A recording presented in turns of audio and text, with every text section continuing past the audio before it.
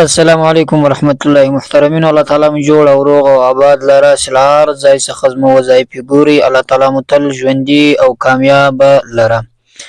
دوستانو وظیفه درخوایم چې ډیره اسانه ده، د هر مشکل او د حاجت لپاره کافی او شافی ده، بیا خاص کر د محبت او د مینې لپاره، بیا خاص کر د خاون او د ښځې تر مابین سي مینه او محبت نوي او د دې تر مابین نفرت، جګړې، جنګونه وي. د هغو لپاره یو ډیره بهترینه وظیفه مې راوړې ده، یو ډیره طاقتوره وظیفه ده او انشاءالله چې تاسو عمل ور باندې وکړئ دا به تاثیر هم کوي. دوستانو د ښځې او د خاوند تر مابین چې کله مینه او محبت ختم سي، زندګي بیا نوره هم ګرانه سي، مشکل سي، ځکه چې هغه کس، هغه خلک چې د دوی تر مابین د جلاوالي، د دوی تر مابین زندګي کې مشکلات کول دا ډیر سخت وي، نو بغیر له هغه څخه ګزاره نسي کېدلی چې د دوی په مابین کې مینه او محبت نه وي. که د دوی په مابین کې مینه او محبت وي، بیا به د دوی زندګي خوندوره وي، خوشحاله به وي. که د دوی په مابین کې مینه او محبت نه وي، د دوی زندګي به نوره هم په تکلیف باندې وي. او تاسو د یادو دوستانو چې دغه کیسې اوس اکثره نن زمانه وخت په پښتنو کې بیخي ډیرې دي، ځکه چې په کور کې جنجالونه وي، خاص کر د ښځو لخوا په یو کور کې مشکلات ډیر وي. هغه له دې وجې څخه ځکه چې سړی او ښځه پر غاړه نه سره ځي، په طبیعت نه سره پوهېږي، نو کله چې په طبیعت نه سره پوهېږي پر مازې خبرو باندې جګړې کوي، جنګونه کوي، نو بیا له دوی سره ټول کور په غم او په مشکل او په جنجال باندې اخته وي. که چیرې د خاوند او د ښځې تر مابین جګړه نه وي، مینه او محبت وي، هغه کور به خوشحاله وي، په هغه کور کې به زندګي ډیره اسانه وي، هغه کور به هیڅکله له جګړو سره نسي مخ.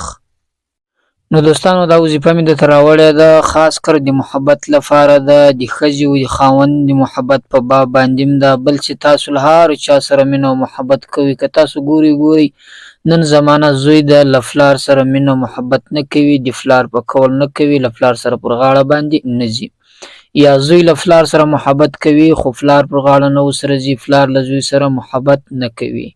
او پښتنو کې دا متل ده چې یاري چې ده په زور نه کېږي، یعنې محبت په زور نه کېږي.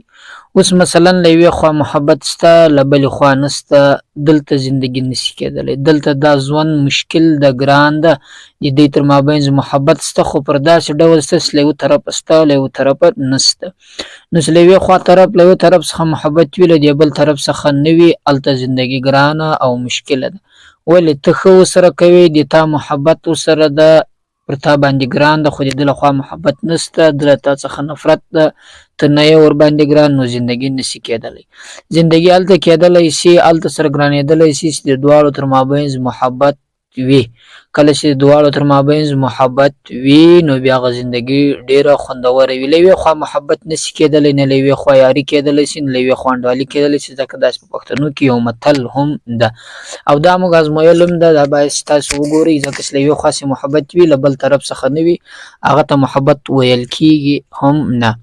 نو دوستانو نن مې یوه بهترینه وظیفه راوړې ده چې ډیره اسانه ده، هر کس یې ویلی شي، نارینه، زنانه، هر څوک یې ویلی شي. که چیرې خاوند له ښځې سره محبت کوي خو د ښځې له خوا محبت نه وي، دغه وظیفه دې ووایي. که چیرې ښځه له خاوند سره محبت کوي، د خاوند له طرفه له دې سره مینه او محبت نه وي، دغه وظیفه دې ووایي. یا د یو له بل ملګري سره محبت کوي، هغه یې نه ورسره کوي، د ده زړه غواړي چې هغه د ځان دوست جوړ کړي، هغه دې هم دا وظیفه ووایي. یا زوی له پلار سره محبت کوي، پلار یې نه ورسره کوي. مثلا دوستانو د محبت په باب باندې د هر قسم محبت لپاره، د مینې لپاره دغه وظیفه تاسو ویلی شئ، خاص کر د ښځې او د خاوند تر مابین. او تاسو د یادو دوستانو چې د ښځې او د خاوند تر مابین نفرت اکثره وخت راځي، ولې راځي؟ وجه چې شی ده چې د ښځې او د خاوند تر مابین نفرت زیاتېږي. هغه یوه وجه دا هم د دوستانو، کله چې د خاوند غلطې اړیکې له پردیو زنانو سره، له پردیو نجونو سره د تعلقات، شناخت، ربط لري، نو بیا د ده خپله مینه چې کم له خپلې ښځې سره او کم محبت و، هغه ختمیږي. ولې ځکه چې دی له خپلې ښځې سره زندګي ډېره تېره کړې ده، له خپلې کوروالا سره زندګي ډېره تېره کړې ده.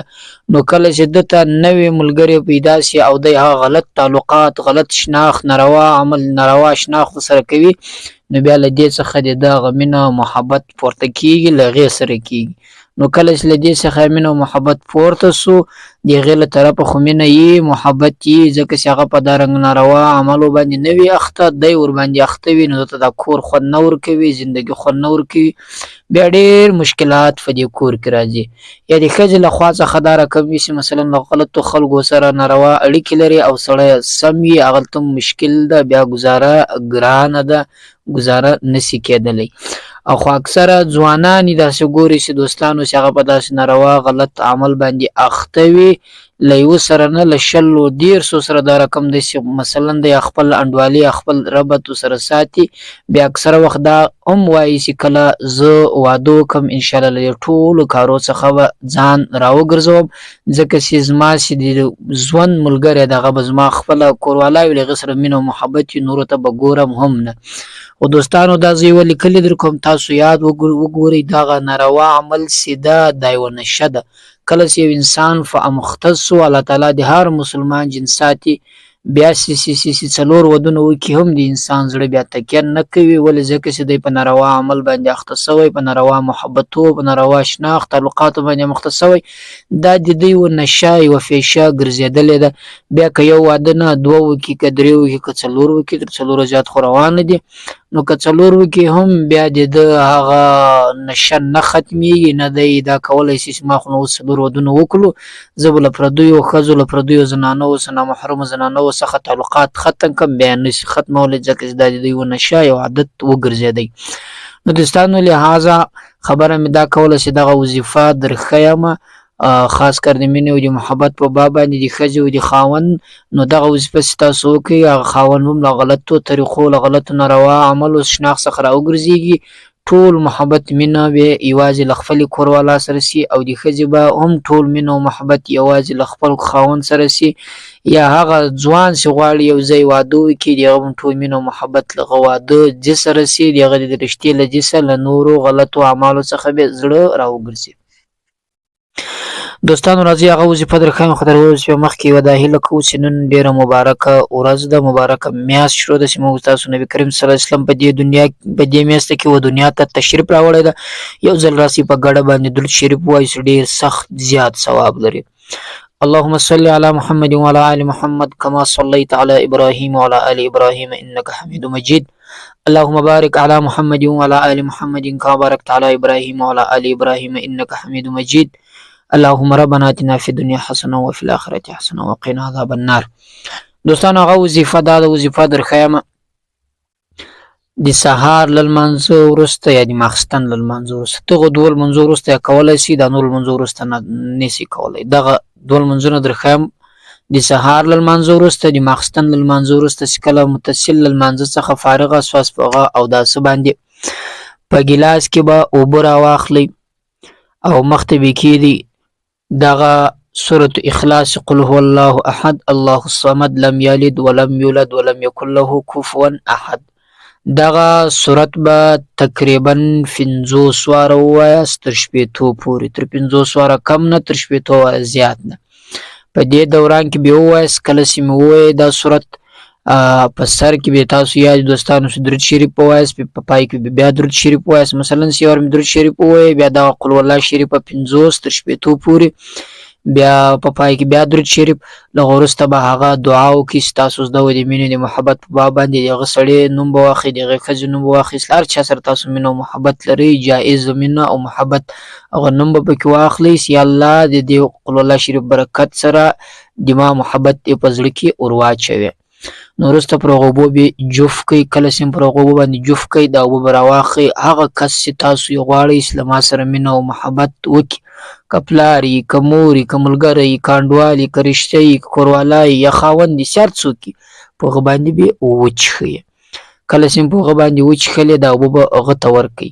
که چیرې د اوبو ترتیب نه وي تاسو داسې کولی سئ چې کله ښځه چای پخوي او خپل خاوند ته پر دیچې باندې دې جوف کې ودې وایي او یا دې پر هغو اوبو باندې ووایي چې له هغو اوبو څخه دا چای پخوي، یا دې پر هغه بره باندې ووایي په کومه بره چې په چای کې ولیږي، یا دې پر هغه وچ پاڼو باندې ووایي کوم پاڼې په چای کې ولیږي او چاوې جن پخیږي.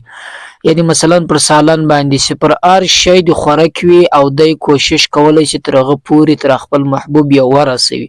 هغه که هر شی پر هغه دې ووایي په داسې شکل دې تر هغه ورسوي چې د هغه سوچ او فکر نه وي چې دی چې دا شی په ما باندې خوري دا د دې لپاره په ما باندې خوري چې د ده محبت ما په زړه کې پیدا سي، یعنې زه له ده سره محبت ولرم. نو دغه عمل دې وکړي انشاءالله فرع یوه جمعه دې وکړي اووه ورځې انشاءالله. الله تعالی جل جلاله مهربانه ده. د دغو آیاتو په برکت سره به د دغه په زړه کې د مینه او محبت پیدا سي او سره ګران به سي. دوستانو تاسو د یاد وي نبي کریم صلی الله علیه وسلم فرمایي چې دا قل والله شریفه دومره زیات ثواب هم لري. په یو ور ویلو سره الله تعالی و انسان ته د 10 سپارو قرآن کریم ویلو ثواب ورکوي، په 2 ور ویلو سره د 20 سپارو قرآن کریم ویلو ثواب ورکوي، په 3 ور ویلو سره الله تعالی و انسان ته د 150 سپارو قرآن کریم ویلو ثواب ورکوي. نو دا یو ډیر عمل د نګوري دوستانو تاسو حساب ورته وکړئ چې 30 ور ووایي الله تعالی به څونه ثواب تاسو درکړي. پر 3 واره ویلو پر مکمل قرآن کریم ویلو ثواب درکوي، 30 واره خو نه ووایي بیخي ډېر زیات ثواب ده. بیا چې دا تاسو هر مسلمان هر بنده د الله تعالی ته مور او پلار ته ثواب ور وبخښئ مکمل ثواب هغه ته هم رسېږي تا ته هم پاتېږي او دا مجربه وظیفه ده. دا ډېرو خلکو ازمویله ده انشاءالله تاثیر یې کړی ده. تاسو هم په پوره یقین سره په مکمل ډول پوره عقیده به پر الله تعالی باندې وي بیا دا وظیفه وکړئ انشاءالله دا وظیفه عمل ضرور کوي. خو له دغې وظیفې نه بعد موږ ته هم دعا وکړئ. السلام علیکم ورحمت الله وبرکاته. پر الله مسپارو.